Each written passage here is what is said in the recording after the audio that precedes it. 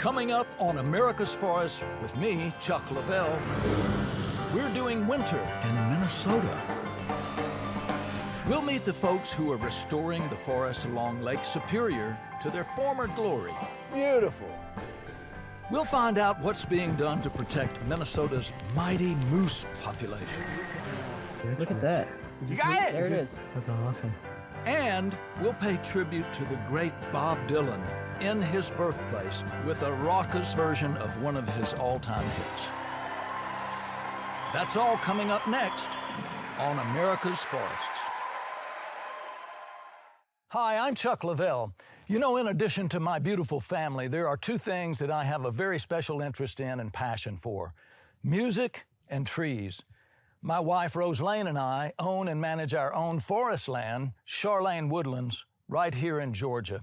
And we grow southern yellow pine as well as some other species. Now, as a musician, getting to play and travel with the Rolling Stones, the Allman Brothers Band, Eric Clapton, and others, I get to meet folks out there that also have a passion for trees and forests. And now I get to share their stories with you. So join me as we journey through America's forests.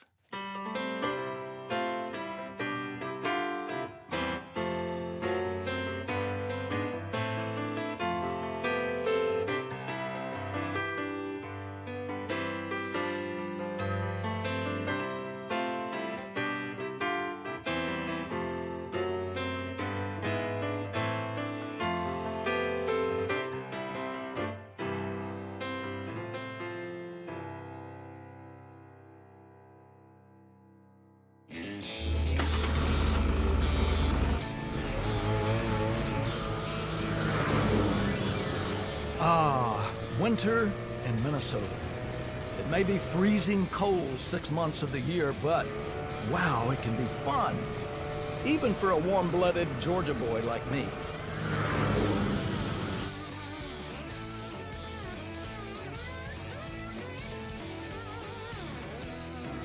Riding a snowmobile, or sled as they call it up here in the North Star State, is a great way to get deep into the woods. And there's no better tour guide than the state forester, the aptly named Forest Beau. Minnesota has 22,000 miles of snowmobile trail in the state. We have more snowmobile trail than interstate highway, U.S. highway, and state highway put together.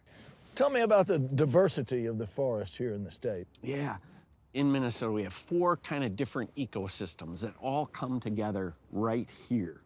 We have the prairie in the west part of the state, in the south.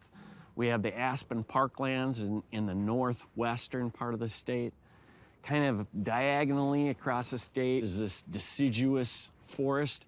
And up here we have the northern boreal forest, or northern pines forest. You just have a lot of diversity in plants and animals and in the forest tree species too. What kind of species of trees do we have here in the forest? Well, in Minnesota, aspen is king. Is that right? You know, we have more aspen acres than any other species. Really? Back in the day, a lot of the land went to agriculture and farming, and I think some of that land throughout the years it just wants to be a forest. Yeah, and that's a good thing. That is a great thing. Are we gonna ride some more? Right on. All right, man, let's do go.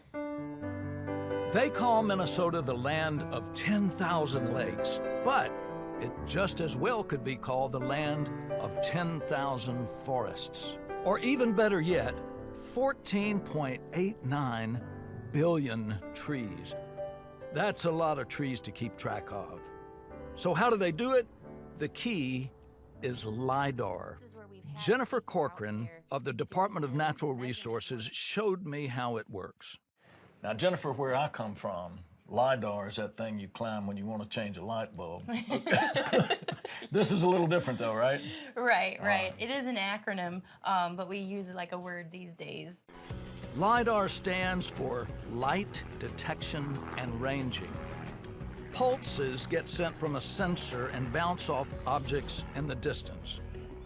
Based on the time that it takes for the pulses to come back, a 3D image can be made of the area. We're able to now sweep virtually millions of acres at a time. And with that information, we're also able to now do management at a scale that actually makes more sense for the landscape. LIDAR can give foresters the big picture, but to verify the data, it takes some tromping through the snow. Never had to use these things in Georgia, I'll tell you that.